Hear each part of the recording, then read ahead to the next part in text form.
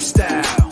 Sports cards and we live now. Jeremy Lee in the building and every guest that you ever needed. Sports cards after hours keep the hobby heated. Updates, hobby talk like you never seen it. Sports cards live and none could ever beat it. Sports cards is a lifestyle. Sports cards and we live now. Welcome to another episode of Sports Cards Live with your host, Jeremy Lee.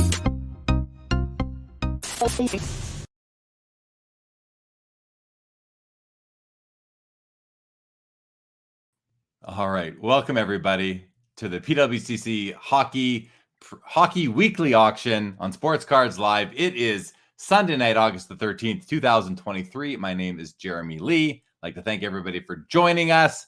Let's get right into it and bring out my co-host, Mr. Josh Madigan of the Hockey Cards Gongshow. Josh, how you doing tonight? I'm awesome, Jeremy. Glad to be here. Ready to talk some hockey cards. Let's do it. Let's do that. Bit of a smaller auction this week. Not as many items up for bid on in the middle here of August, the dead of summer. But we do have a few pretty cool cards chosen that we want to discuss. A couple of other things that we're going to do to entertain, educate, and inspire everybody. So right now, so far, we've got Name in the house. What's up, Name? Good to see you. Jake Dahl is here. Welcome everybody else who is watching but not yet commenting. We invite all your comments and questions into the chat. We'll get to as many of them as we can. Also, check out PWCC Marketplace.com. That's where you can go to see all of the items that we will talk about and all the hockey card items and more that they have up for auction this week and every week for that matter. Over 10,000 items up this week alone, but only 62 hockey cards, Josh. Really the smallest number that we have seen so far. And I have to think that is going to bounce back right around the middle of September, if not sooner, because we're going to see the hockey preseason start. And then, of course, the regular season at the beginning of October. Josh, how are you feeling about hockey cards in general right now? Are you noticing a slowdown at all? Are you noticing fewer transactions? I mean, you guys monitor this on the Gong Show for many players, many cards. What's your general thoughts on just the amount of cards out there hockey-wise that we're seeing on PWCC? Oh, I think it's definitely slower, but it makes sense to me. We're literally at the epicenter of the abyss from, if you think of like the time in between really when the draft ended and preseason starts in September 10th, I believe, where we got to be pretty much square in the middle of that. And so it's just kind of, I think, where we're at. And there's just not a lot of people selling great cards. I would be more worried if we had monster cards that nobody was bidding on. And you look at, and I don't think it's unique to PWCC. I think it's a little bit slower this time of year on really all the auction houses on eBay. But the other good thing too is that it's probably lasts a couple more weeks. And like I said, preseason starts and we'll be right back at it. Yeah, at the National, I actually submitted a handful of cards to PWCC to sell for me. They're not listed yet, hockey-wise. They're not listed yet on the platform.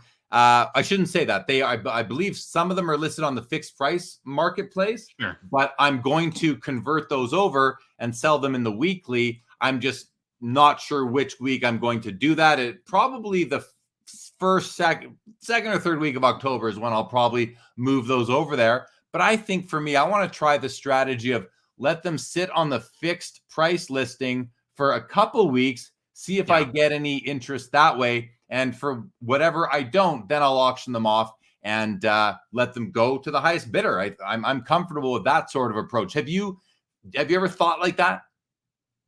Oh, yeah, I think that's the smartest way to go. To me, the best time to sell hockey cards is the week before the season starts, because that's where everybody's dying for hockey. They've been waiting for months for games. No, there's no teams that have a loss in the NHL. Hope springs eternal. We all think that our favorite player is going to score 50 goals.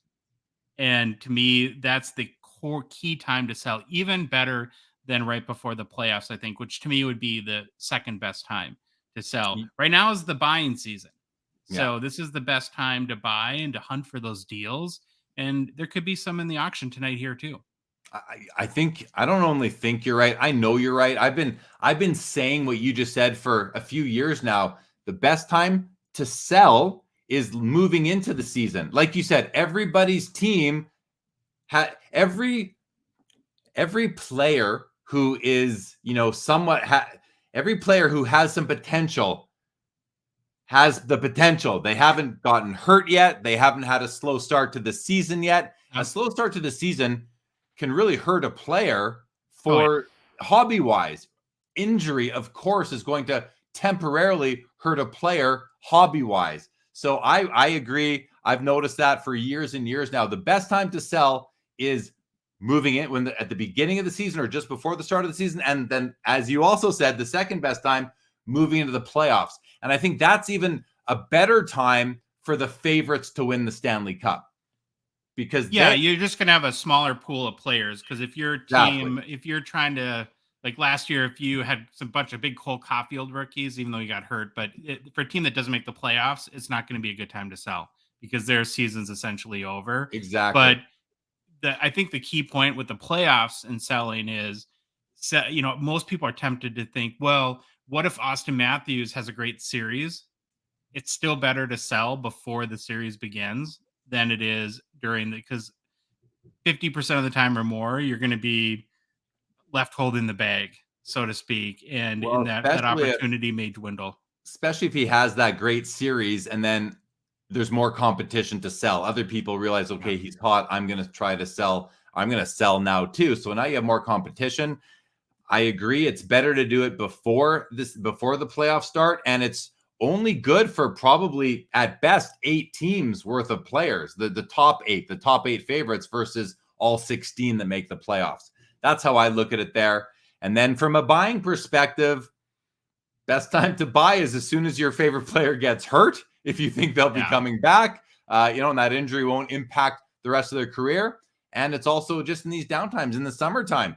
There's not a lot of options tonight on the PWCC Marketplace, but the ones that are, there may be some good deals here. I don't know for sure, but let's get into it. Let's say hello to 2 Cent Hockey Cards. Howdy to you. What's going on? Willie T in the house. Good evening, Willie T, and everybody else watching, guys. Hope everyone's had a good weekend. It's Sunday night, so time to relax, take in some hockey card content, and maybe win the odd card if anyone out there is bidding. If you are bidding on any cards, if you are selling any cards, any hockey cards tonight, let us know. We'll try to take a look at them for you and with you. So let's get into the screen share portion of the show and take a look at some of the cards, the 15 cards that Josh and I have identified as our favorites in the auction tonight. And I'm going to start with this one right here, Josh. You look at this card, you might not recognize it. You might not know what it is. I'm going to open this one up. This is from 1997, and it's from the starting lineup figures. This card would have been in the package with the starting lineup action figure against a yellowish background card, I believe. The card being the packaging card, and this sports card would have been packaged along with the figure on the starting lineup unit. So a really neat card, and one that I haven't seen many of. This is graded by CSG. It came in as a near mint 8. I'm looking at the card. I mean, listen, I don't think this is a super valuable card. I don't know how many are out there. It's only at $6. I think it's because people don't know what this is. It's not an overtime card, which is like a free pack given out at shops. I think that this is probably a little bit scarcer in terms of cards that made it into the world in good condition, because these were packaged with toys. A lot of them got open, and the cards were really a second thought after the figure itself. So I think it's pretty cool. It is graded, so that's kind of nice. And right now it's all of $6. Also, another Wayne Gretzky card. If we're going to go from like a card that isn't worth much but is pretty cool to a card that is super cool and worth a lot, we have the 1998 Bowman's Best Atomic Refractor, possibly possibly Wayne Gretzky's best playing days serially numbered card from 1998. this card is so cool in hand. If you've never seen one, it doesn't exactly look like what you're seeing right now. All those that effect it has, and I forget, is that the cracked ice effect that it's called now? When you hold that under light and you turn that, or you set it at different angles, this thing, it literally sparkles. It's a beautiful card. I own a copy of it, not the Gretzky. I have a Ziggy Palffy, actually, Josh, and I love the card. It's my, I can say it's my favorite Palffy card. It might be my only, but I love the card a lot, and this is a great card. I'm personally interested in this card tonight. We'll see what happens, how the bidding goes, but an amazing card, Josh. From a lower end starting lineup Gretzky to perhaps his best card from the 90s. What do you think about these cards? Well, I collected starting lineup figurines when I was a child, and so I'll always have an affinity to it. My favorite part about this card is I love that version of the Rangers jersey with the Statue of Liberty right on the front of it. Very, very cool uniform there. But yeah, it's kind of a cool nostalgic. You're right, not a value play, just something fun that you might want to own in your collection. So very, very cool card.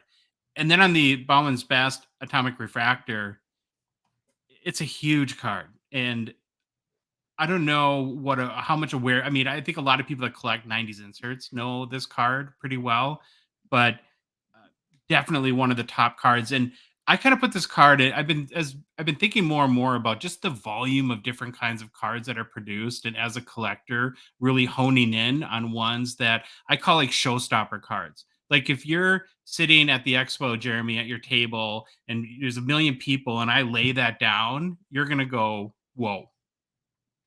And it's going to get everybody's attention. And these, as I look at my collection and my PC, these are the type of cards that I want to add more and more. Not to the cards that are so run of the mill, like, not that an Austin Matthews Young Guns is a bad card, but you've seen 10,000 of them, right? And so, but this card, somebody puts it in front of you, it's definitely, I think, getting your attention. Yeah, I like, let's go back to that, how you said, if I'm set up at the expo at my booth and someone comes to my booth and puts this in front of me, what's going to go on in my head is he or she doesn't know it yet, but they're not leaving with that card. One way or another, I am going to acquire that card from them because it is such a great card. Only 100 of these cards were printed back in 1998. And we looked at the population. I believe it's 4 PSA 10s and was it 6 PSA and 6 PSA 9. So there's only 4. So this is one of the best 10, the top 10 copies of them, according, if you are going by PSA grades. And I would also say that of the 6 PSA 9s, that might be overstated because people often crack out 9s hoping for 10s. So there might be actually fewer 9s than 10s.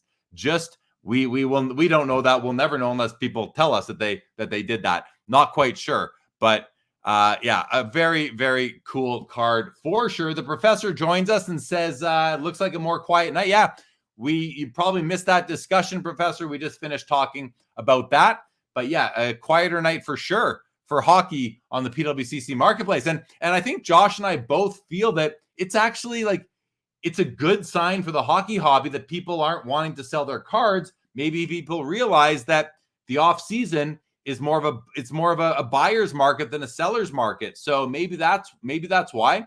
Maybe it's because hockey collectors, and I believe hockey collectors are now the reputation that hockey collectors have is starting to spread amongst other genres of collecting, that hockey collectors like to keep their cards as long as they can. They really are passionate about their cards. I think there's less flipping that goes on in hockey than other sports. And I think other people are starting to realize that. So, but there could be some bargains to be found.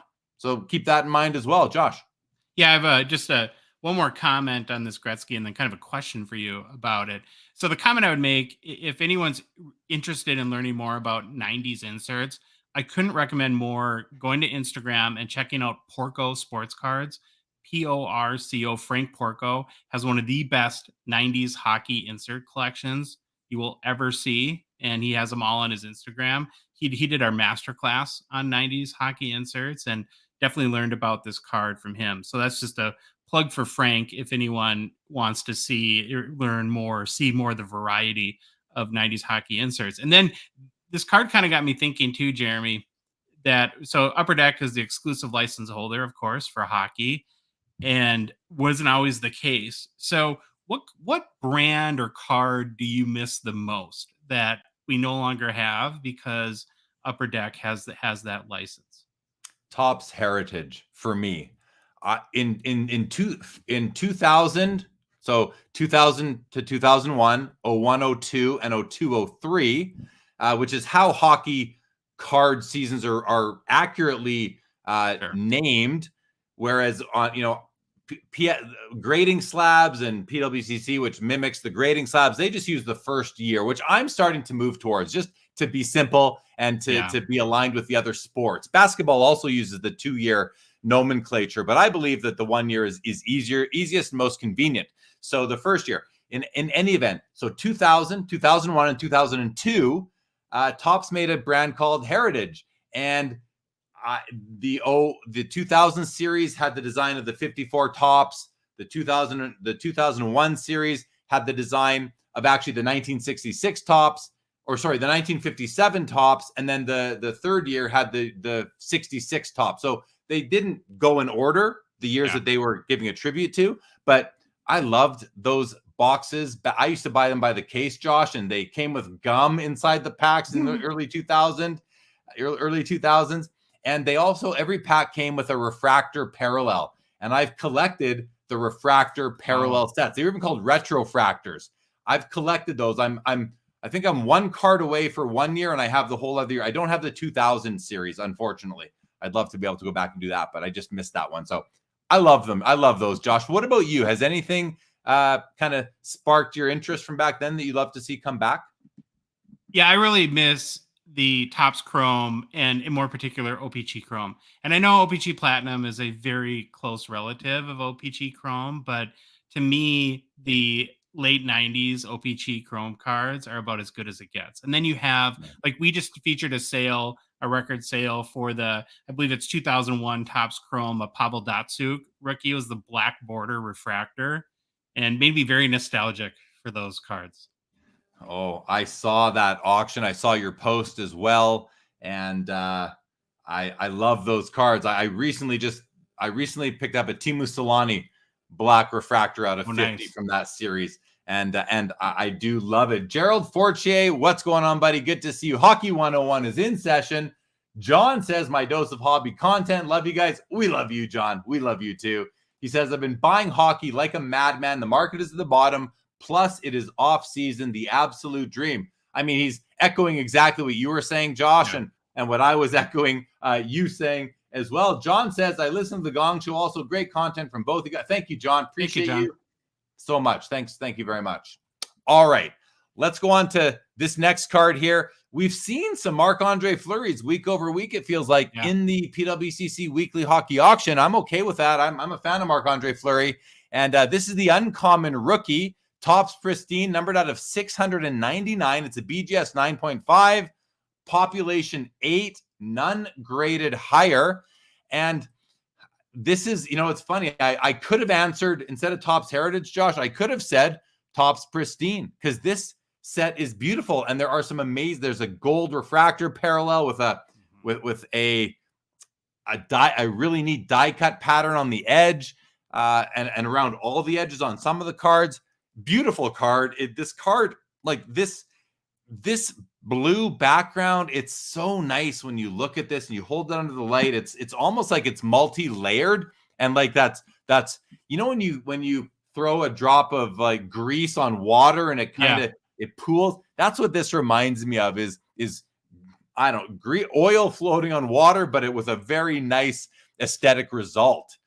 Really, really nice card. High grade. And again, population 8. That makes it pretty rare. I shouldn't say pretty scarce in super high grade and in a Beckett slab for the issue. Considering there's 699 of them, don't know the PSA population on this card or total submissions. But in any event, I like the card. How about you? Oh, I love the card. And I think it's a couple things that stand out to me about this card is the first is the era. We were just talking about Datsuk. It's such kind of a weird era in hockey hobby, the very early 2000s, but 2000 up until probably the Crosby Ovechkin years, where it's just a very unique stretch where there's really it doesn't feel like it was the same hobby as far as like how the cards looked and were configured. Like there's the young guns are weird in that, and almost even hard to find from that era, which seems at first like, boy, that wasn't that long ago. Why are they so hard to find? And so I kind of have become more and more interested in this era in particular. I've got a question for you though, and it's a BGS question. So I don't know if you noticed the subgrades on this. Kind of unique in the sense that it's got a 9, a 9.5, and 2 10s. So how do you compare this configuration of subgrades versus like a true gem mint? Would you still value a true gem higher because every subgrade is at minimum 9.5, or this one does have 2 10s though? Yeah. So where my brain goes when you ask that is, what is the total score of this card out of 40? Because Beckett cards with subgrades are actually graded on I believe a 40-point scale, right? You have Okay. 4 chances at 10s. You add up 10 times 4, you get 40. In this case, you're at 38.5, right? Yeah, you're at 38.5. Whereas a true gem is 38. 495s is 38. This is a 38.5. So it's a little bit better when you add it up. However, you've got corners that are less than gem mint. So to me, Josh, it's the same. I believe that this card is, even though it's a half a point better out of 40, which is what, 1%, something like that. 1.25%. It's not enough to make this a better card for me. And then the fact that the corners aren't quite a 9.5 or even a 10 hurts the corners and brings it down for me. So I would value it money wise probably the same, but I would likely prefer, if the grade is accurately reflecting the subgrades are accurately reflecting the condition of the card, meaning the human grader was bang on with their assessment in this instance, I would prefer a true gem with 4.95s over this particular combination of subgrades.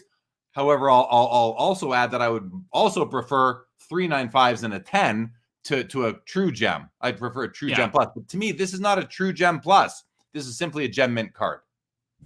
Agreed.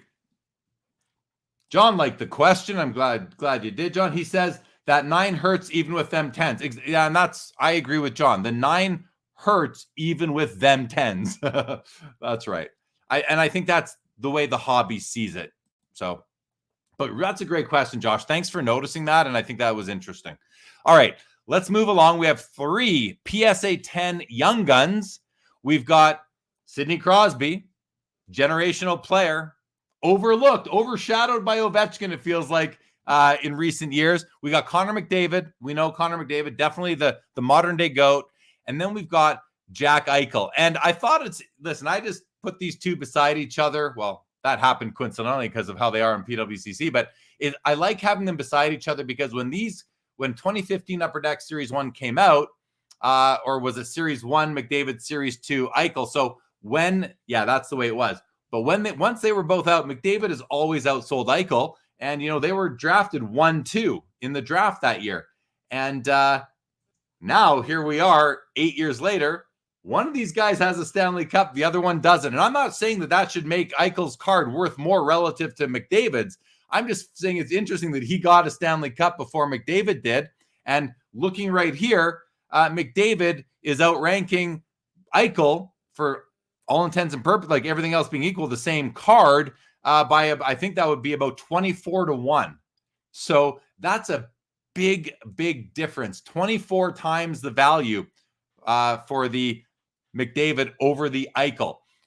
I mean, that doesn't seem reasonable to me, but that's the way the hobby is. We give the best of the best so much more of the value, the total value pie, than I like. If you were to say, is McDavid 25 times better than Eichel? I think the answer is no. I don't think he's 25 times the player Eichel is. Is he twice the player? Maybe 3 times, maybe 4 times the player, maybe 5. Yeah, maybe he's 5 times the player.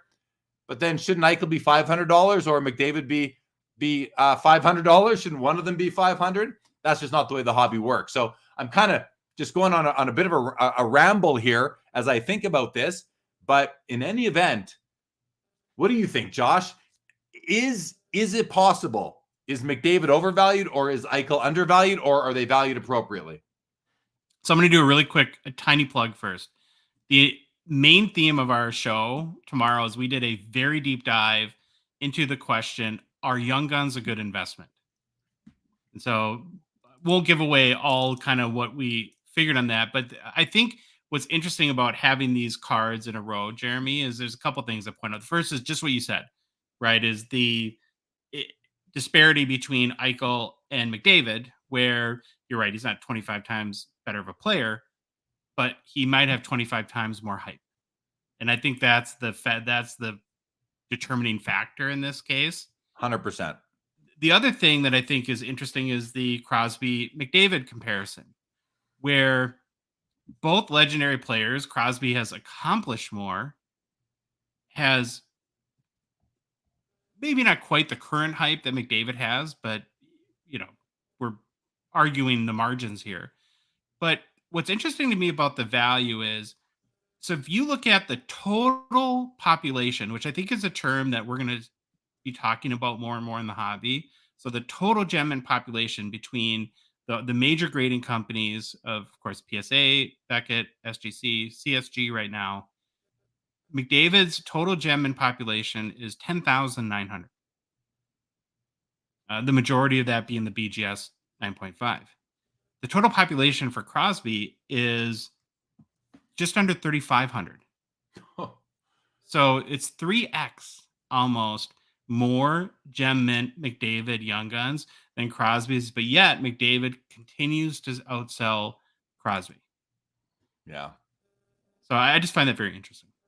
It comes down to, what have you done for me lately? McDavid has been the better player pretty much since he came into the league than Crosby, the better producer, I believe, as far as just goals and points goes. There's no doubt that McDavid is, like, by far, I believe, the best player in the world right now. And I think Crosby was the best player in the world for a period of time, but that is behind us now. So yeah, I think there's just so much attention in the hobby on McDavid, and I don't know if that's a good or a bad thing. It just is what it is. And but if you are going to fast forward, say 20 years, and assuming the young guns are still as revered in the hobby as they are right now, I think there's a better value in Crosby right now than there is in McDavid. But again, that comes with a 10, 20 year outlook, not a 1 to 2 to 3 year outlook. In that 1, 2 to 3 year outlook, maybe it's McDavid because he has a way better chance of winning his very first Stanley Cup in the next couple of years than Crosby does, because he's already won his first Stanley Cup. And when McDavid does that, it's going to be a very big deal in the hobby. What comes after is a whole other story for another time. But I think there's going to be a lot of anytime the Oilers make the playoffs, we're going to see excitement around McDavid cards. So, and then let me add a fourth layer to this now. So you have, and you're right, it all comes back to that hype factor or chase, whatever term you prefer, where you have Eichel, who's got very little. You've got McDavid, who usurps Crosby to the point where even 3 times a greater population still drives more value. We just had the first Bedard MVP redemption sell for about $1,000 US. The McDavid number 1 draft pick today sells for $175. Right. Yeah. So think of that, all these layers on top of each other, and how at the core, this, as much as you may try to understand and rationalize this hobby, it makes no sense. And it's kind of beautiful in how it works that way too. It's just hype. That is based on hype, because there's no way that I mean, one of the questions that you asked Coach Co in your recent podcast, I believe, was, "What do you think you asked what will the bounty be on the young gun, the Bedard one of one young guns?" And I want to talk about it a little bit later because I have a bit of a different take than our good friend Coach Co had, and I mean that when I say our good friend, great guy, but I have a different thought on that than he did. So I want to talk about that when we get to it. But in any event, we have 3 nice PSA 10 Gem Mint Young Guns, 2 generational players in Crosby and McDavid, and then Jack Eichel, who we will see. He may be able to elevate his game even more than he did last season in the playoffs, and he may even be able to elevate his hobby status. He is playing in Las Vegas. They have a lot of fans there, and they're an exciting team. So time will tell. Heads up, everybody. We are in extended bidding. It's all access, so everybody is eligible to bid on every card in the auction. Go to PWCCmarketplace.com. That's where we are looking tonight, and that's where you can go to bid on these cards. Before we get to the next row, Josh, let's get to a question from John here. He said, "Do you expect hobby money to flow away from Young Guns and into numbered cards? Do you think the flip will be brutal or slow?" So he's actually implying that it's going to happen for himself. "Scarcity should define price. Vintage greats only had 1 rookie card. Not anymore." I mean, John's comment resonates really heavily with me because I do expect it to happen. I do expect the hobby to just wake up a little bit more to the lack of rarity of Young Guns and to look more to rare and scarcer cards. I think that the flip will be slow and brutal. John, I don't think it's going to happen overnight. There's too many people that love Young Guns. As John says right here, it's for the new collector. It's not just for, it's actually, I think it's for the new collector, but it's also for the old traditional collector who put together the O-Pee-Chee and Top sets every year and wants to continue doing that. And the set they want to collect every year is the Upper Deck set, the flagship set with the Young Guns, because that's where they're going to get their rookie cards and pretty much all the rookies out there. So I think it's for the new collector and the very mature collector, but not the advanced or the real savvy collector. The people who are truly loving the aspect of the hobby where you build your set every year and you put them into your pages and in your binder and you put it on the shelf with the rest of them and on to the next one.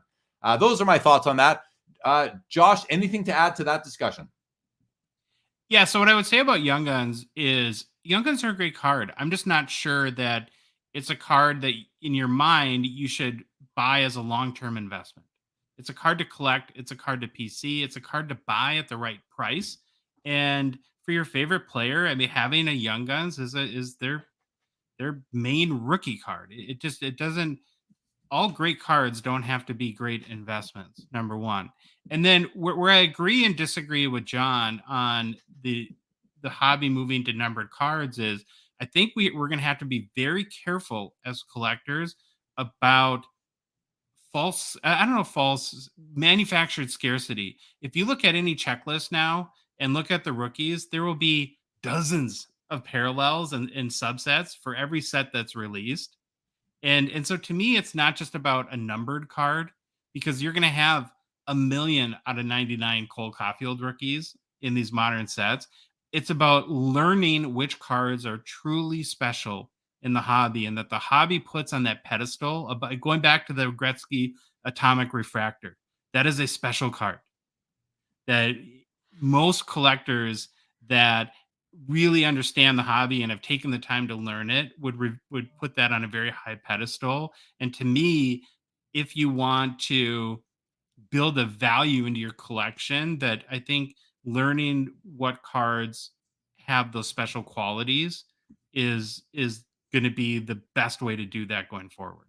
And sometimes we don't know until a year has gone by after those brands have been released and we see where they fall in as far as overall popularity goes. I agree with you, Josh. I don't think Young Guns are good long-term investments, but I think they have a ton of potential for short-term investing and flipping because, you know, they are players who are still playing. If we're talking about players who are still playing, and I think, you know, that's what I'm getting at here. Connor McDavid, if you buy this card tonight And, he comes out of the gate here at the beginning of October, scores 10 goals in 10 games, and they make the playoffs. I mean, you might be able to sell it for a profit in the short term, being like within season. So I think it all depends on your horizon, what you're looking at. But I certainly agree. I don't think they're good long-term. And to me, when I say long-term, I'm talking like 10 plus years. I don't think they're a good 10 plus year investment.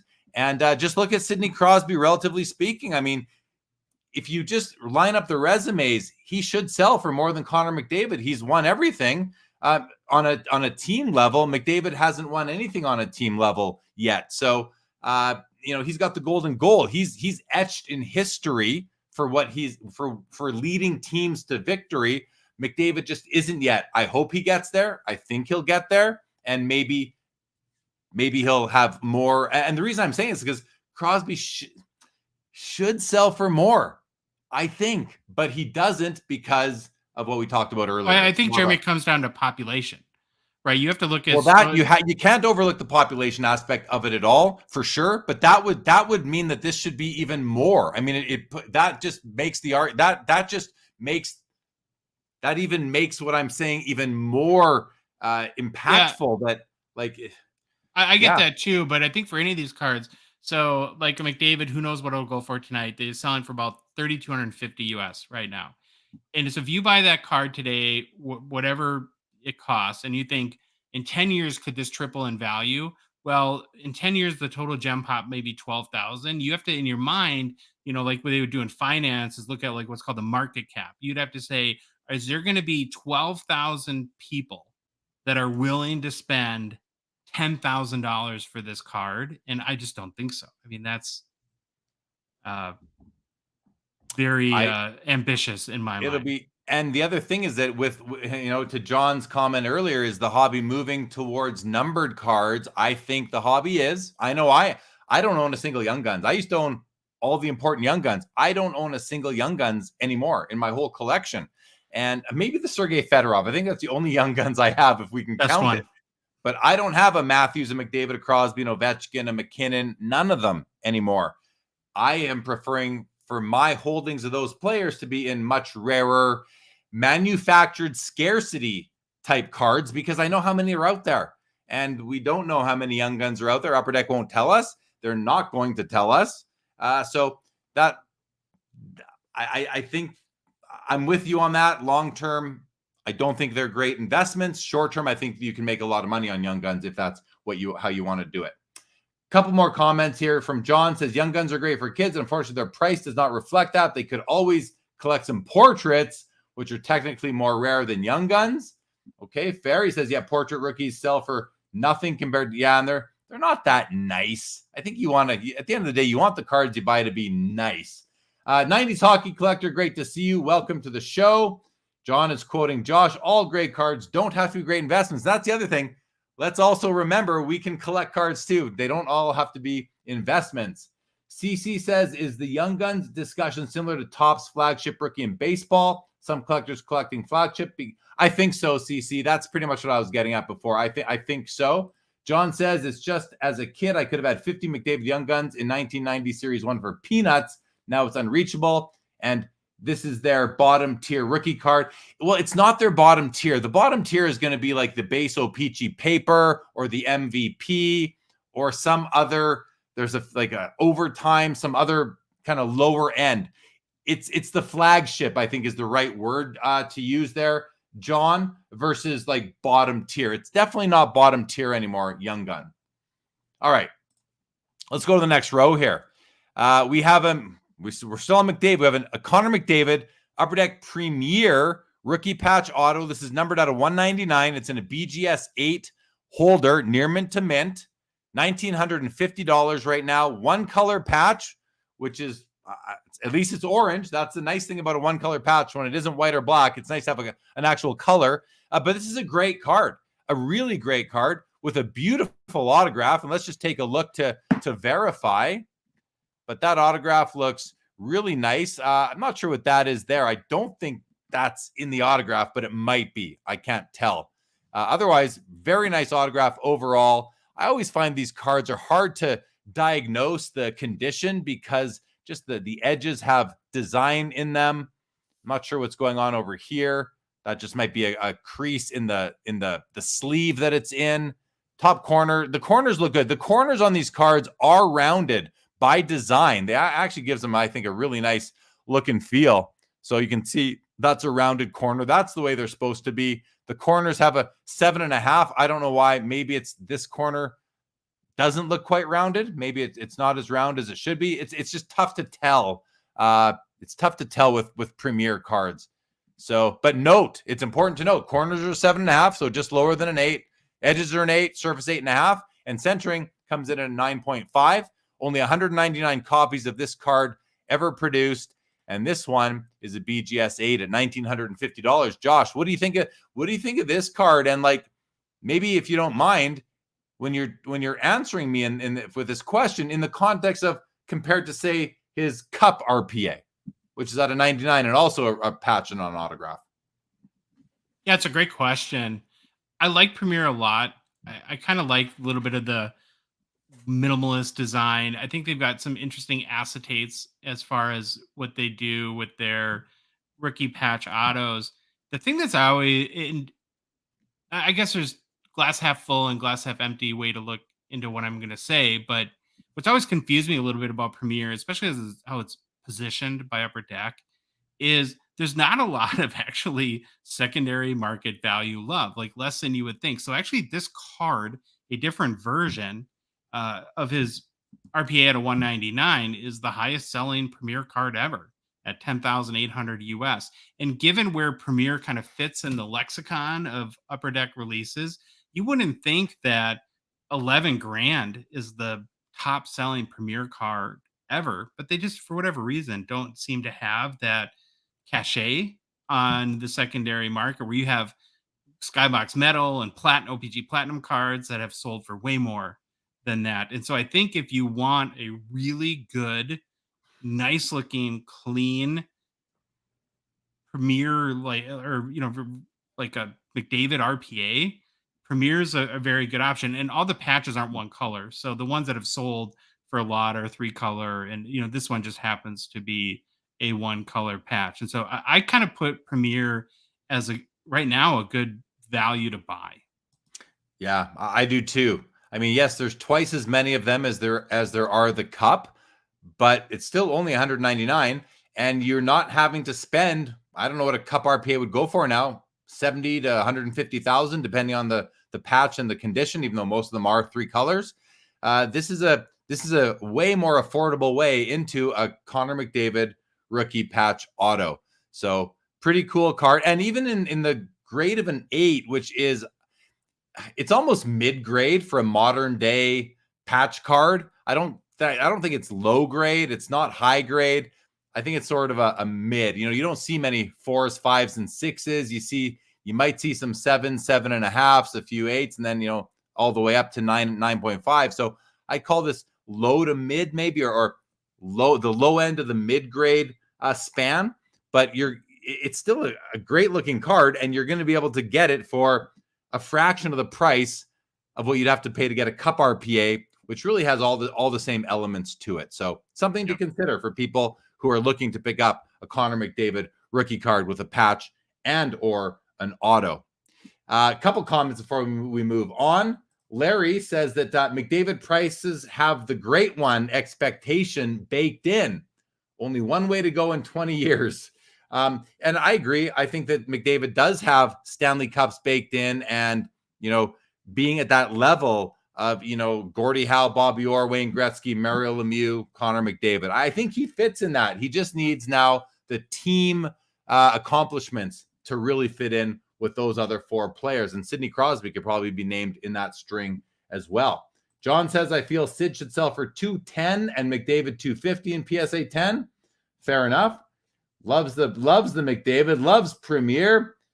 Says that Premier is so underrated, but the acetates can fool you with scratches. That's true. You got to be careful for the surface, which is why the subgrade for this one at a 8.5 does imply that there is going to be a surface scratch or 2 on there for sure. Says that Premier and Ultimate don't get much hobby love, not compared to other brands, but there's a lot of cards out there nowadays. I know. And CC says, is the PWCC auction site down? Not that I know of. It seems to be running pretty good here with bids. No, it's not down. I can see on 2 devices it's not down. And John says, hopefully McDavid is not the next Marcel Dion. Yeah, the only thing there that I might push back on John a little bit, who's had a lot of great comments tonight, is on Ultimate.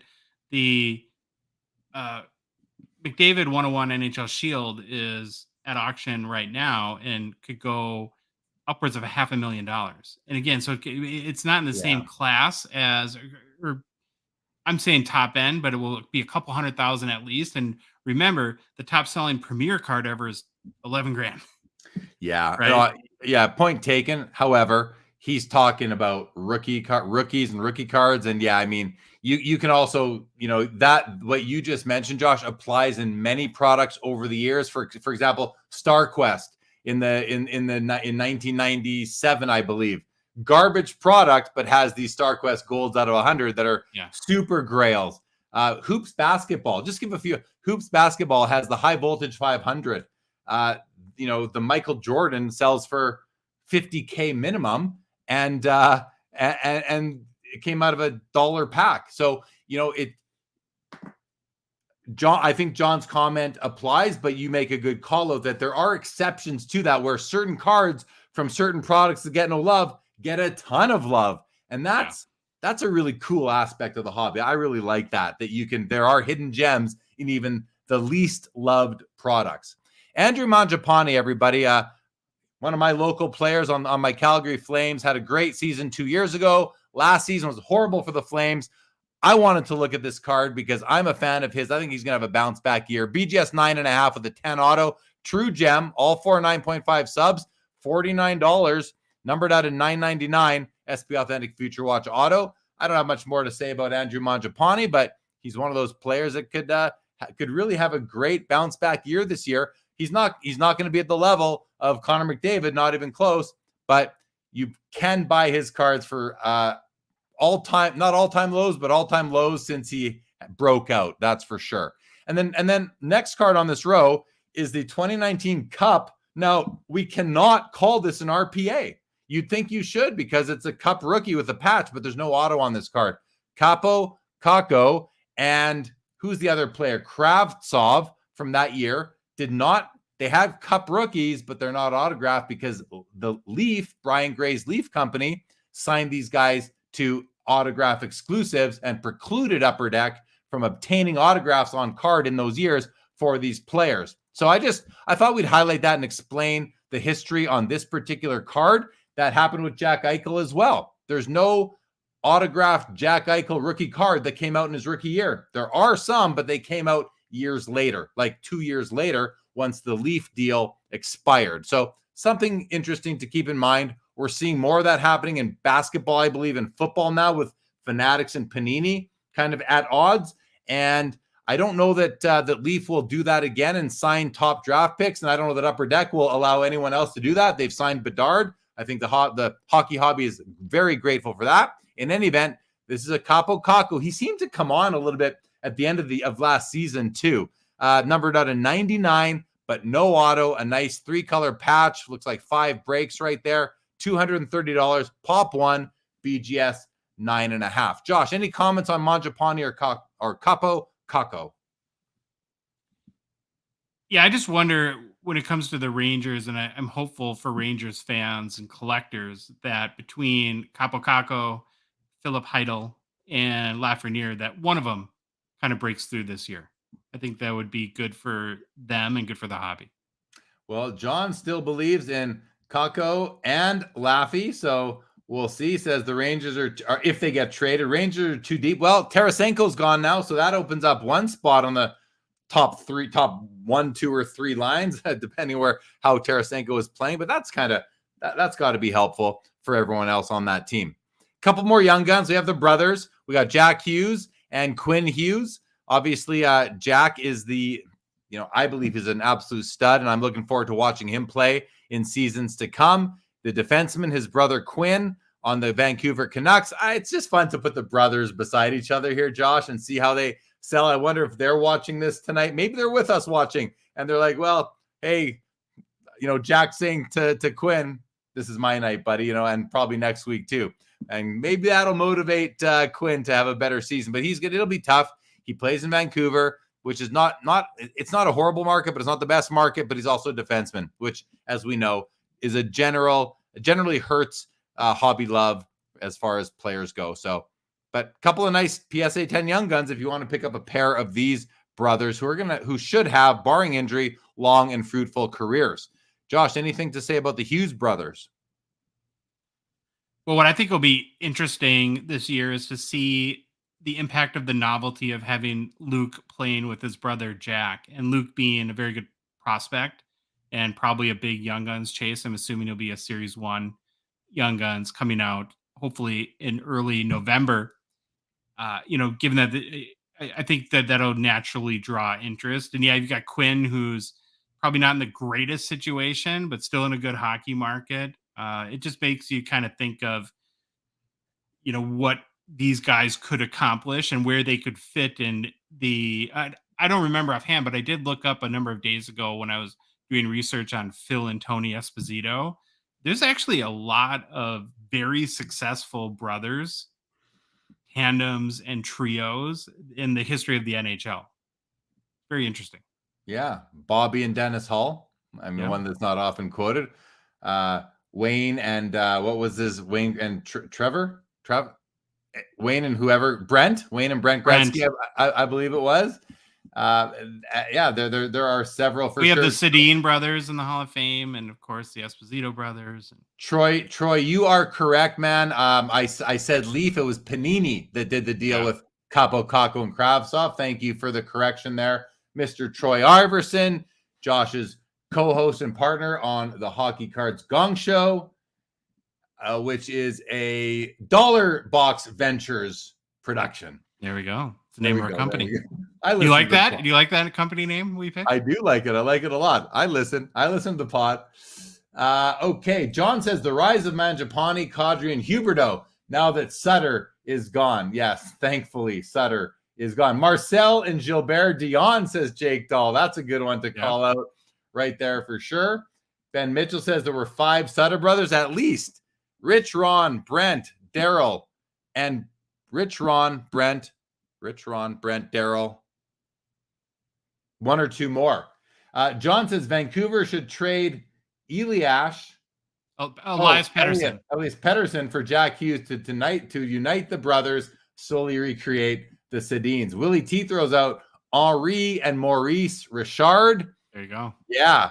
I mean, you could even go as far as calling out Mark and somebody. What was the other brother? Mark and Marty Howe. What about, Mark Howe's a Hall of Famer, Yeah. You could call him out as well. The Stasny brothers, Troy. Yeah. For Marion, Anton, and Peter, for sure. 3 of them right there.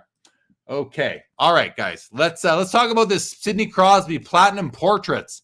This is from 2020 Metal Universe, and this is a PSA 8. This card is like laser die cut. Everything, all these little holes you see here are actual holes in the card. That is not a black background with a nice silver hollow foil for the Metal Universe logo, the name Platinum Portraits, and of course the name Crosby. Beautiful cards. I'm a fan of them, and I think I actually have a copy of this card. Mine is raw. This one is graded an 8, $270. Pop 3, 4 graded higher. So 3 in a PSA 8 holder with only 4 graded higher. That's a pretty small overall population for a pretty cool card. It's not numbered. We don't know how many were printed. I believe it's under 100, but that's just a gut feel sort of thing right there. Josh, what about you? How do you like Platinum Portraits? Really like them. One of the, I think, cool chases that makes Metal Universe really an interesting product, even outside of PMG, is it's got both the Jambalaya, it's got Platinum Portraits, and so there's just a lot of kind of opportunity to hit really great cards within that set. But yeah, this is a great card. And, as far as the grade goes, it's Metal Universe. So like a 9 is a miracle. And I don't think anyone should bat an eye at an 8. Yeah, no problem with an 8. I mean, I'm looking at the card from this angle. It looks perfect. Now I'm looking at it small, far away. I'm sure if we were to zoom in, we'd see some, minor white touches on the corners there.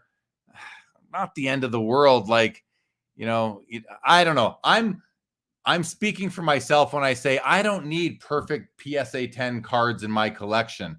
I like a card that presents well. And a lot of time you can save a lot of money by buying a lower grade card and you still have that card, which if you like owning the card, you like owning the card. So something to consider. All right. We've had a couple more brother and family relations thrown out there. The Hansen brothers. There you go. Jake Dahl. John says the Golden Jet and the Golden Brett, Bobby and Brett Hall for sure. Nice to see a few more thrown out there. I think that's all the ones that have been thrown out. We have the Gretzky brothers here from 2 cent, the highest scoring brothers ever, which I believe is the case, right? You and I had this conversation, Josh, and I think you almost convinced me that wasn't true, but it was. Is that how that went? I don't remember. Fair enough. Okay, let's go to the next row. 2 Josh Norris Premier acetate RPAs. This is the same brand as the McDavid up here, just from 7 years later. And we have 2 of them here. One's in a PSA 8 holder. The other one's in a PSA 9 holder. I would say I do prefer the patch on the 9 over the 8 because it's got more white on both ends. This one does have a touch of white right over here. Let's have a look at these autographs, though, just to compare. Josh Norris is an up-and-coming player on the Ottawa Senators, a good young player. You've got some white in the corner there. So white, black, orange, white with a bunch of white holes. And then here, white, black, orange, black, and then a nice chunk of white over here as well. So, and is that actually, I can't tell what's going on here, Josh. If you know, is this little thing that my mouse is on, is that jersey or is that cardstock? I think it's got to be jersey, but I'm not sure.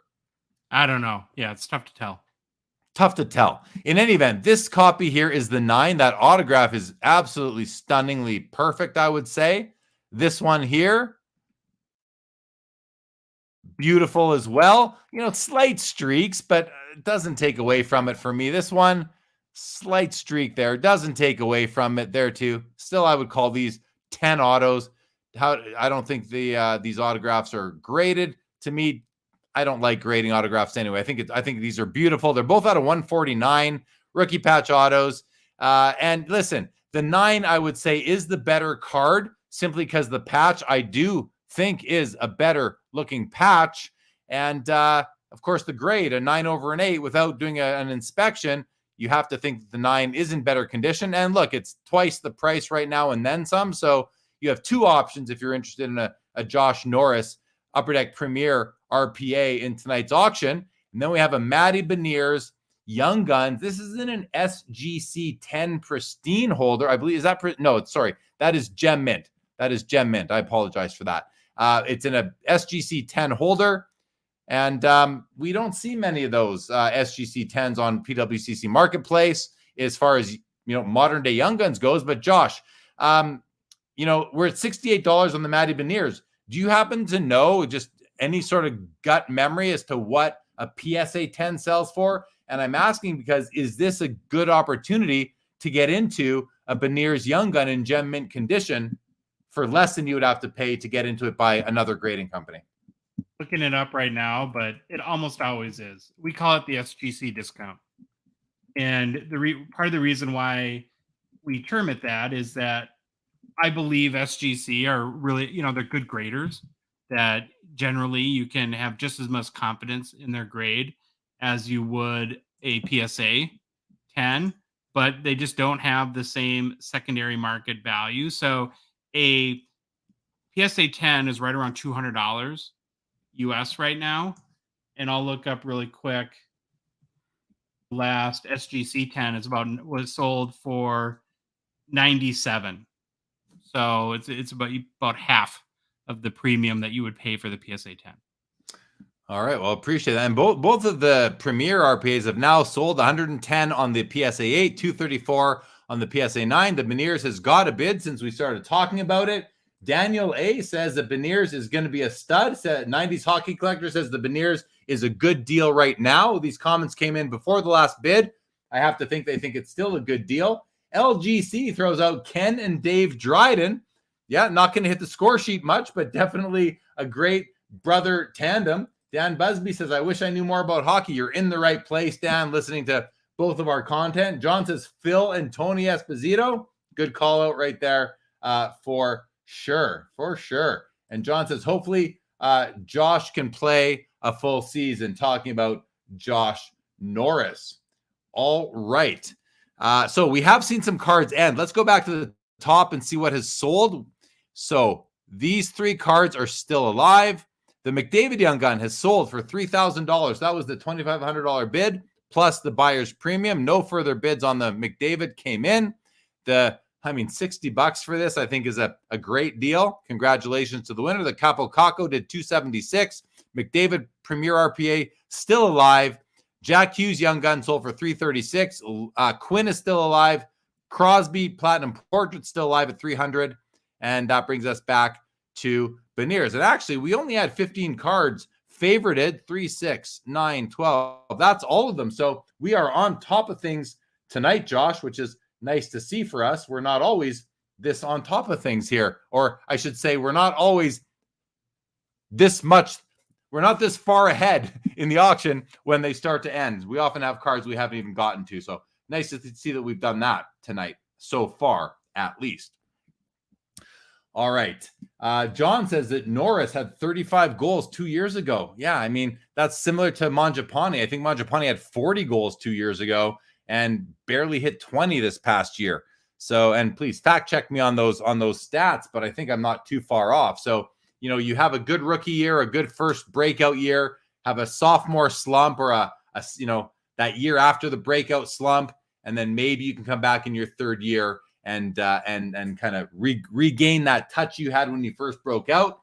John says that Mangiapane was selling for over 2x plus that price 2 years ago. Yeah, I believe it was as well, John, for sure.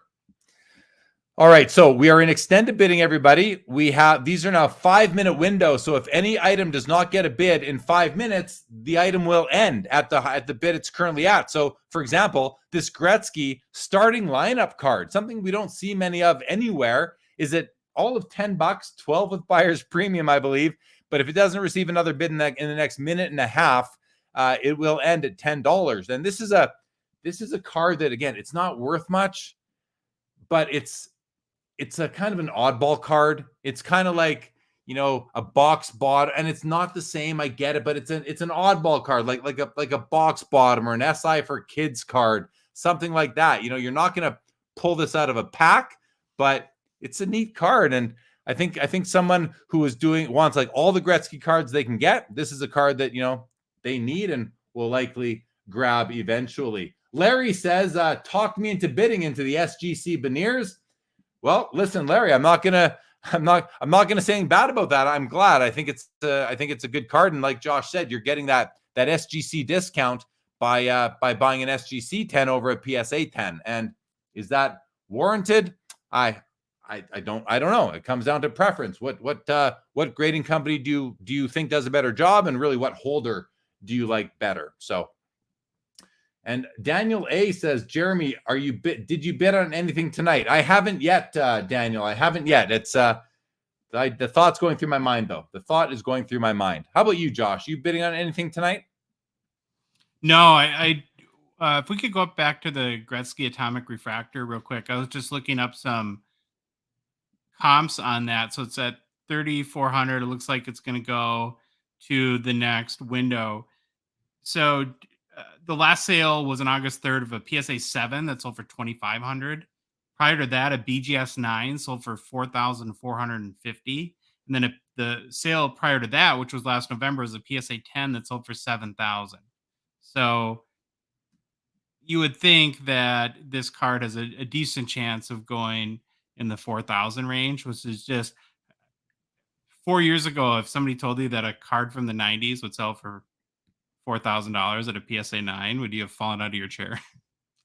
I probably would have. I mean, now, just when you consider the buyer's premium, this card is already over. It's over $4,000 right now, all out the door. It is there. There's a handful of cards from the 90s that are serially numbered, like out of 100, that get a lot of love in our hobby. You've got the Run for the Cup from I think it's 97. And then the other one you've got is the Grand Finale. I think that's also numbered out of 100. Along with this one, I believe most people consider those to be the big 3 90s cards. Now, if you line up those 3 cards beside each other, and I do like the Run for the Cup, the Grand Finale I've never understood, or I shouldn't say understood. It's a subjective thing. I've never felt the same way about Grand Finale as other people in the hobby. I just don't think they're that nice of a card. And hey, I might change my mind at one point. But what I'm getting at is I think the Atomic Refractor is the nicest of those 3 cards. That's where I sit on it. So I think it's a great card. It's a card I would love to buy tonight. And I still might make a bid on it. We will see. I've got 3 minutes to decide. And then there's another 5 minutes for somebody to outbid me. So there could be a bidding war. Yeah. There's probably already a bidding war going on here, Josh, and I just haven't entered the arena on it yet. 90s hockey collector. Sounds like he should know what he's talking about based on what we are talking about. Says card numbered out of 100 was quite rare in the 90s, usually super hard to pull from a pack. Well, 100%. And then the other thing is, I didn't mention the StarQuest Gold is a 4th card out of 100 that is also highly desirable, highly collected, and also appears in other sports like basketball and baseball, where you can get a Jordan or a Griffey, and those command they have a lot of respect and they command high values as well. Alan S says there's also the out of 25 Atomic Mirror Fusion. Now, I will ask a question to Alan S. Is that the card that is double-sided with another player on the back that is not the same player on the front? Or is that a parallel that I'm not even aware of? I'd really love to know about that. John says, I bought tons of packs in the 90s. I don't think I ever hit a numbered card. Yeah, same here, John. Same here. Looks like Josh is doing some research quickly. In the meantime, I want to go and see what has sold. So the Gretzky starting lineup sold for $12. The Fleury Pristine out of $6.99, Pop 8, BGS 95 sold for $115. The Crosby Young Guns is sold for $26.40, so only $360 less than McDavid.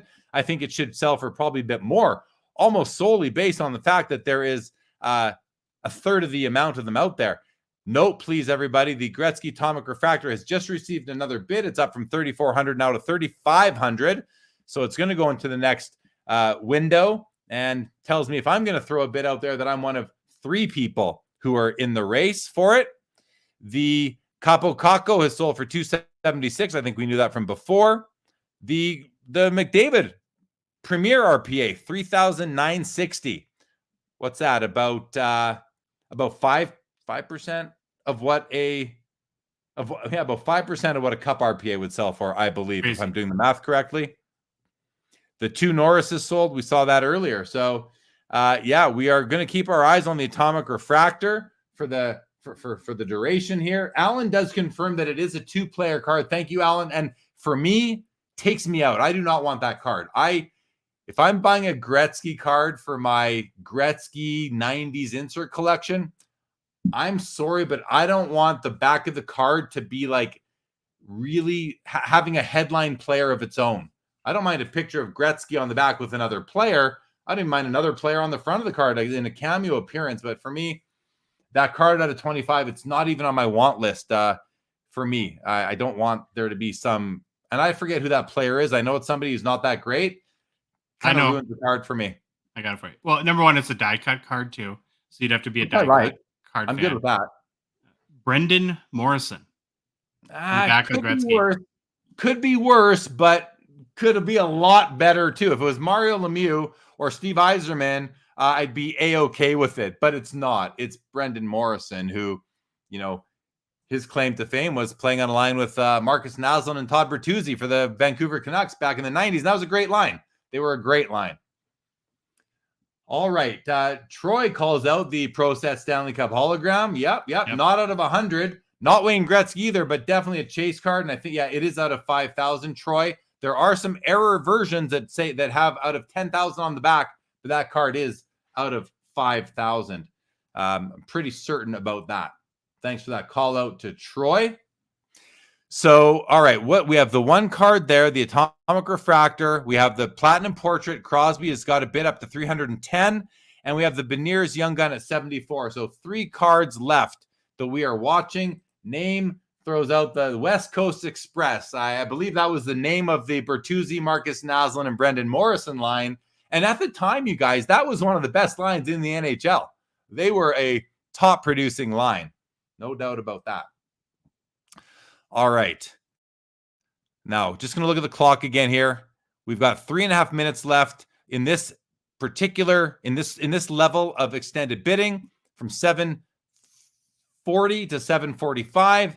In 4 minutes, we are going to know if any of these cards are moving into the next window. As of right now, the Gretzky is going to end at $3,500 plus buyer's premium, which puts it at $4,200. We have the Crosby Platinum Portrait at $310, and the Beniers still at $76 now, which I think that's what it was last time. So, Josh, in one of your recent podcasts, you had Coach Coe on, and you asked him 20 rapid fire questions. You wanna go through a couple of those with me and see where we fall? Sure. Okay. So the first question I asked him is, what team next year wins the President's Trophy? So that question is now directed at me. That's directed at you. I was just going to say, whatever pops in your mind. That's how you play the game here. Florida Panthers pop in my mind. I'm going to go Florida because they've got Bobrovsky. He's the best goalie in Florida. So I'm going to say the Florida Panthers will win the President's Trophy. What did Coach Coe? He said New Jersey, didn't he? He said New Jersey. Yeah. I'll go with the Panthers. Next question was percent chance Adam Fantilli wins the Calder Trophy. I mean, it's probably a lot of people are going to say, Bedard's going to win the Calder Trophy. It almost never, not almost never. It's not a guarantee.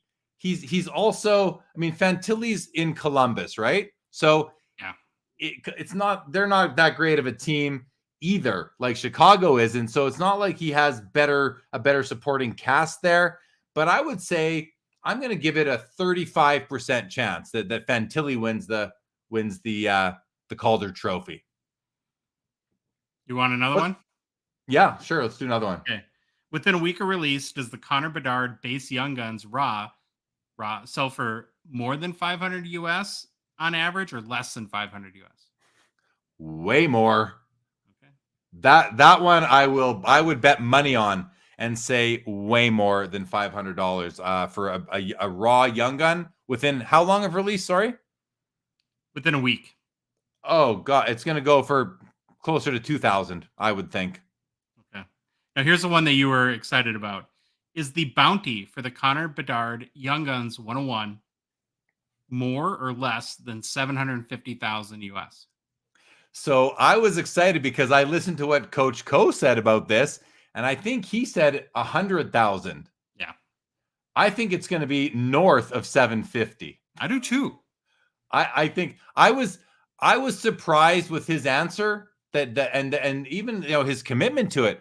I think it's going to be north of 750. I think we'll see $1 million bounties on that 1 of 1. Now, maybe we'll see 400, 5, 6. Maybe it won't be 750, but I don't know. I just, the way some of these things are going. And listen, Bedard, it's not only hockey collectors that are aware of what he's doing right now. I don't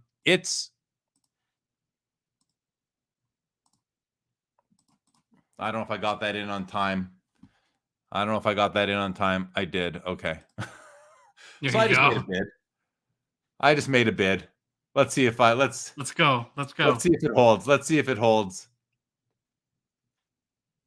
Whoa. So I put that into the next window. That was over if not for me. So we'll see. Somebody's mad at you now. Yeah.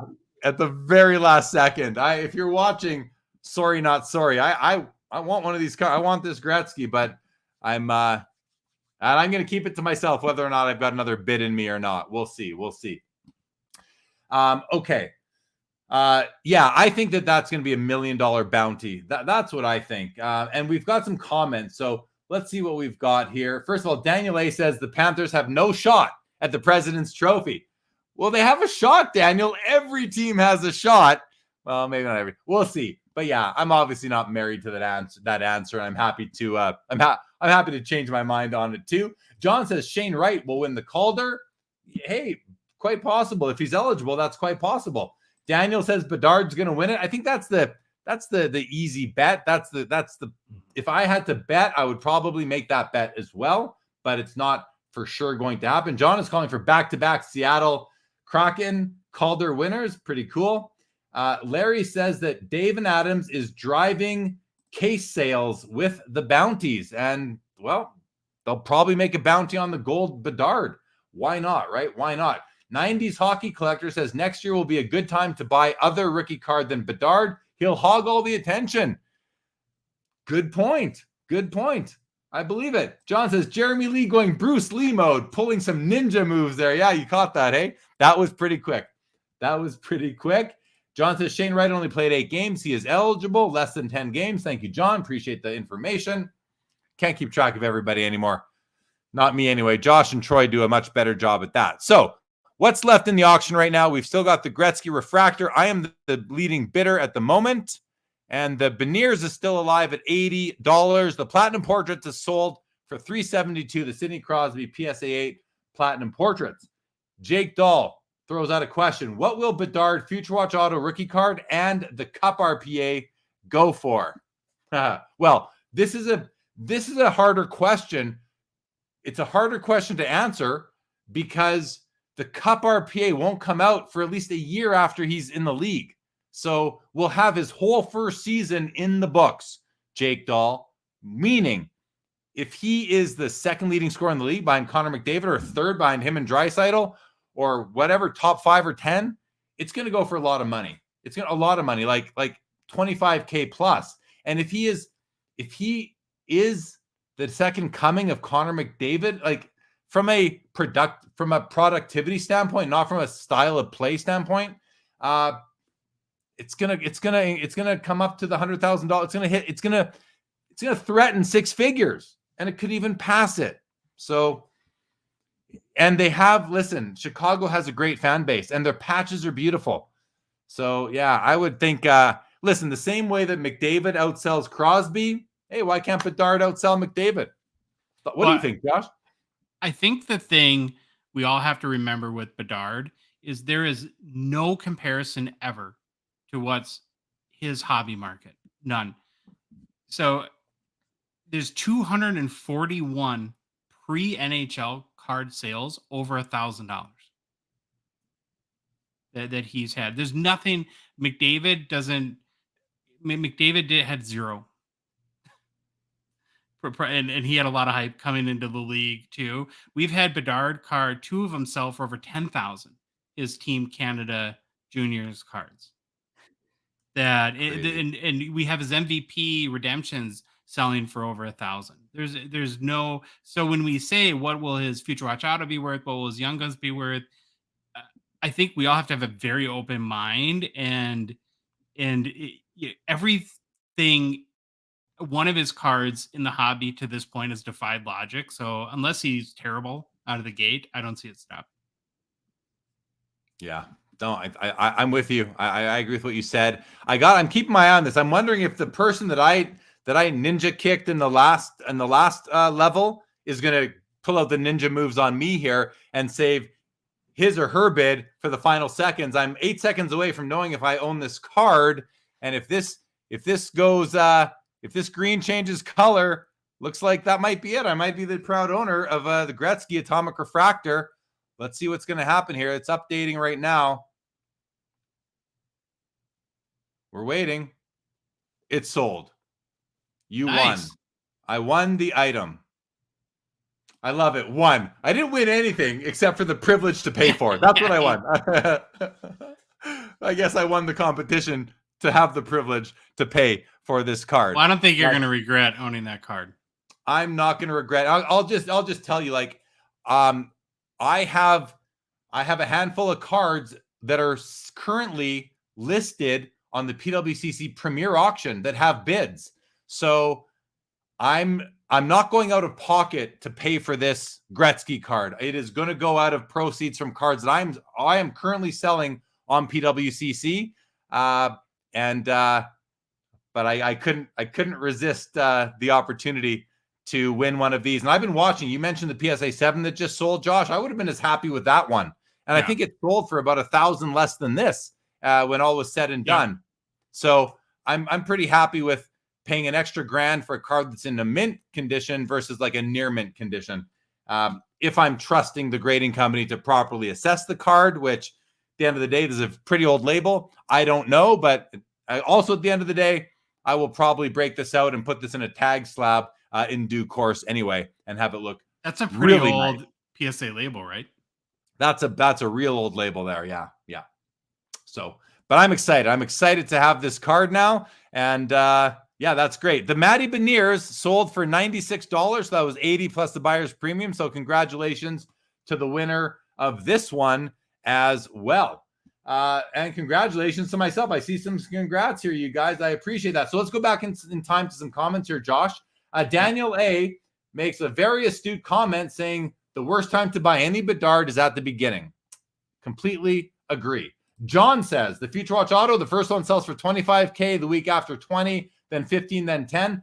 I agree in principle with what John is saying, but I don't know that it's going to go down that fast. I think it might take a bit longer. And then the other thing with these numbers is that we have to consider where's the overall economy and hobby when that card is going to come out. That card is not going to come out.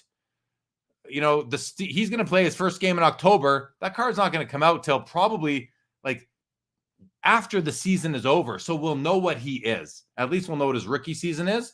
And then the cup is going to be even after that. We might have a season and a half under his belt by the time that card comes out. It'll be interesting. Congratulations to the professor. Picked up the Metal Universe portraits, platinum portraits. Sidney Crosby. Liked the discussion last week on the McDavid platinum portrait. Hope Jeremy's gut is right. That print run is like a PMG red at 100. I hope I'm right too, Professor. But a great card. Even and at $372 for the card, I think you did just fine. Congratulations. John, congrats on your new baby. It's funny when we call our cards babies, but that's how we look at it. Thank you, CC. I appreciate it. Thank you, 90s Hockey Collector. Appreciate the comment for sure. John, Alan S. Thank you, Daniel. Thank you, Professor, on my ninja move, which was only a ninja move because I kind of forgot. And then I looked, I'm like, oh my gosh, there's like 5 seconds. I got to get this bid in. Thankfully, I maneuvered the mouse in a very efficient and effective manner to lock down that card and get that bid in. Chris, you were in on that too. You tapped out of 3. Thanks for the competition. Daniel Busby wants an up close. Zoom the purchase. We'll take a look. John says 1/30th the price of the McDavid for that Calder Beniers. 30? Was it only 30? Yeah, 1/30th for the Beniers compared to the McDavid. That math adds up for me, John. Larry says missed on all hockey cards I bid on tonight, but did get a 1964 Ernie Ladd and a 1957 Norm Van Brocklin. Very cool. Very cool. John says, good point. Bedard might turn out like Shane Wright at his first season. Impossible to know. John, I don't think he'll be Shane Wright in his first season. The scouting report on Bedard, from what I'm aware of, is a lot different than it was for Shane Wright. I think Bedard has a really good chance of following those footsteps in terms of league impact that Crosby had and McDavid had. Will it for sure? No, not for sure. I'd say there's if I'm given a 35% chance, Josh, that Fantilli wins the Calder, I'll give Bedard a 65% chance of being that guy right out of the gate. Yeah. Or Laffy or Alexander Daig or Yakupov. None of those guys, they weren't the experts weren't saying the same thing about Bedard as they were any of Laffy or Yakupov. And Daig is just so long ago that can't even. And I do remember that. I remember the hype for Alexander Daig very well. His rookie card, I think it was 92, 93 Upper Deck. And there was I had a card shop at that in those days, and Daig was all the hype, all the rage, Josh, and he's just a trivia question now. What I would say about Bedard real quick is you've had guys that come in with a lot of hype that maybe had one explosive season at juniors and then as a result get drafted high. This kid has been followed like a hawk since he's 12 years old, and he's continued to deliver. I think he's got the mental makeup. He's got the pedigree where, aside from injury, I would be shocked if he just stinks. It seems so unlikely at this point. Now, will he be generational like McDavid? That's a tall order, but he just feels like LeBron kind of felt coming into the NBA, where he's just so much better than his contemporaries that it would be, like I said, shocking if he's bad. Agree on the LeBron comparison, like how it feels. So I'm looking at my new card, and I'm noticing on the back here, I noticed like a scratch right here. I hope that that's on the holder and not the card, but if it's on the card, it's on the card.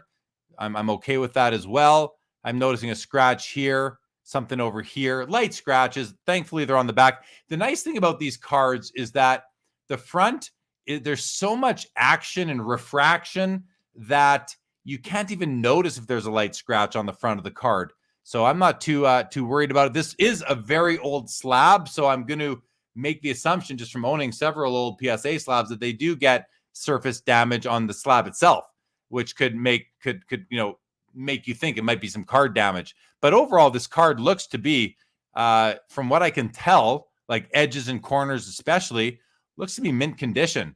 So, a lot of people will say that a card that is, old slab 9 wouldn't be a 9 anymore. I think for vintage, that holds true more I think it holds true for vintage more than for modern. And just because the way the cards were made and the stock.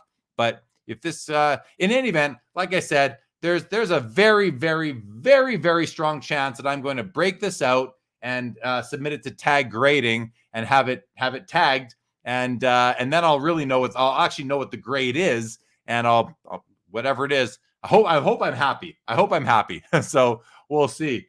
Yeah, look at those Nike skates, says 90s Collector. That was flashy. It sure was. You got the Nike swoosh right there. Thanks for pointing that out. Makes me like my new card even more. John says, such a beautiful 90s ultra rare insert. 4 hits. Don't know what that, I'm not sure what that's in relation to, Daniel. The back of your Gretzky card is awesome. Right? We knew you were kidding about that, John. We knew you were kidding about that. Willie T says, Jeremy, what do you think the Gretzky would cry? Willie, there's no way for me to know. How can I know? Because I can't see this card. I would need to look at it under light and really inspect the surface. But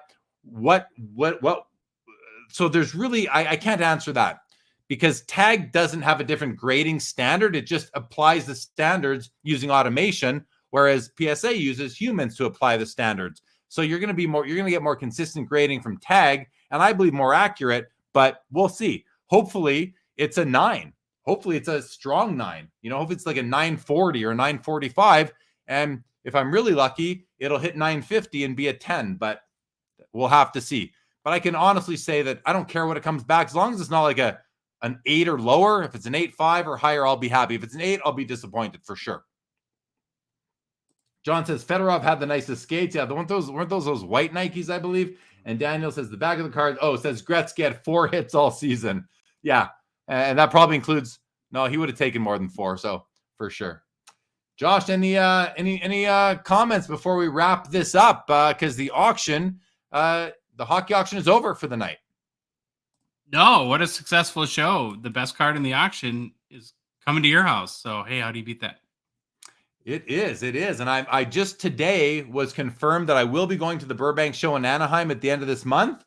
So I'm going to call for PWCC to deliver me this card in Burbank. So I should actually have it in my house by the end of or when I get home from the Burbank show on September the 3rd or 4th or whatever the Sunday night or Monday morning is there. So pretty excited. John says, great show, guys. Had fun. Keep them coming. Thank you, John. We intend to. Daniel, good night to you. Great to see you as always, my friend. I do know Daniel from the expo. He's been always comes by my table, says hello. Great guy. So thanks, Daniel, for being here, and everybody else as well. Josh, do you want to do one or two more of your rapid fire questions just to wrap things up? Yeah, let's do it. Okay, so if the over-under for goals OV scores next season is set at 34.5, are you taking the over or under? I'm going to take the under. He's never scored less than 32 goals. I'm going to take the under. Listen, I'm just being conservative. I hope for the over. I hope for the over, but I'm going to take the under simply because he's 1 year older, as are his teammates, and there's just always the risk of injury that freaks me out always with this whole run for Gretzky's record. So I'm going to play it safe and take the under. Only if I'm putting money on it, but my heart is hoping that he hits 40 plus and gets to where I want him to beat Gretzky's record. I do want him to do that. Yeah. Yes or no? 3 years from today, both Connor McDavid and Austin Matthews still play for their current teams. No. Ooh. No. I'm going to say Matthews has moved on. Okay. And listen, I think McDavid will be there. The reason I say Matthews moves is simply because the Leafs, they're so unlucky. And, I think they have a great GM now, finally. I think, what's the kid's name that's up in Pittsburgh now? Can't think. Kyle Dubas. Dubas. I say kid, he's like 35 years old. But I think, he's decent. But I think Treliving's a great GM. And so maybe they will do better and actually get past the first round of the playoffs, and Matthews will stay there. But he's American. And that's the thing that scares me. That's the thing that scares me about him. Whereas McDavid, I think he'll be there for sure. So just my thought. They just hired his agent as the CEO, so that might help. What do you think? What do you think? I tend to agree with you. I think Matthews moves on if they don't make significant progress in the next year or two. All right, here's one I'm excited to ask you. Yes or no? 5 years from today, Upper Deck is still the sole licensed producer of NHL hockey cards. Yes. I mean, listen, I don't know. I do not know what the contract looks like between Upper Deck and the NHL and the PA, but I am as confident in that answer as I could be in any answer about that, that the inner workings of the licensing deals and all that. So I think so for sure. Okay, last one. Want to throw in an Expo one here. Hold on, got to find it real quick. Now I'm. Thank you to Larry for that. Appreciate it. Troy says Matthews to the Coyotes homecoming. John says, how long will Draisaitl remain in Edmonton? Great question. Jeff McMahon says Washington is entering a rebuild period that will hurt Ovechkin's production a little. I agree. Jeff McMahon, I really like the Leafs' new GM. Brad Treliving, you should like him. He's a great GM. I think he's one of the best. And he won GM of the Year 2 years ago. Yeah. So, I mean, he's great. I'm a big fan of Brad Treliving. Josh, do you have that last question? Last one. True or false, the fall Toronto Expo, the one upcoming, will set an attendance record? True. The hobby's growing everywhere. It's just it only comes down to capacity. It's like fire marshals are the only ones that can get in the way of that right now, I believe. John says, but by then Fanatics will have bought Upper Deck. I will also bet against that. I will say that does not happen in the next 5 years. And Brad has access to great pizza. Okay. So, Josh, well, hey, those questions were fun. What do you think? What do you think on those last two? Why don't you restate them if you don't mind? Will Upper Deck 5 years from now still be the sole license holder? I actually tend to think that they will. What I don't think a lot of people know is that Fanatics bid for the NHL license in 2021 around the same time that they had acquired the other major sports licenses, and the NHL chose Upper Deck, and they seem to be very closely. Upper Deck's been the title sponsor for the draft, and I just feel like they have a good working relationship, and so I think they're going to get the first nod. And yeah, I think this next year in the hobby, my hope is, I guess I should say, 10 years from now, we'll look back and say, man, that was a fun year. Yeah. With Yeah. the Ovi chase, with Bedard, you still have McDavid and Matthews and all these great players, and their Crosby's still around, and like the young talent right now in the NHL is just incredible. And Yeah. it's just an amazing time. We are in a very special period of hockey right now. You're right. Yeah, it's a great comment. We still have Crosby and Ovechkin in the league. We just lost Patrice Bergeron. I know he's not on that level, but there's an underrated, underappreciated player. Mm-hmm. I love Patrice Bergeron's style of play and really just the class act that he is. But we still have Crosby, Ovechkin. We have Connor McDavid in his prime. We're about to have Bedard, and then all the other young players in the league. It is a special time. The only place that we're lacking is in like goaltending. We don't really have that one. We don't have that Patrick Waugh, Martin Brodeur anymore. We still got Fleury. Hey, 400 wins, great all-time goalie, but not at quite that level as the GOATs, the Waughs, the Brodeurs, the Hashicks, and then the vintage guys from before that. But yeah, it is a special time. It is a special time for sure. John says that Josh is right. The hockey talent is beyond nuts. And yes, there it is. Brad's father, Jim Treliving, also on Canada's version of Shark Tank called Dragon's Den, is the owner of Boston Pizza. So that is good call out there, John. Appreciate hearing that. So, all right, guys. Josh, you good to end this episode? Yeah, I'm good to go. All right, guys. Thank you, everybody in the chat, for joining. Thank you, Josh, for another great episode of the PWCC Weekly Hockey Auction Ending coverage. And with that, everybody, have a great week ahead. It is Sunday night. Hope you had a great weekend. Have a good week ahead. We'll see you next Sunday back here, same place, same time. And with that, this episode of Sports Cards Live is now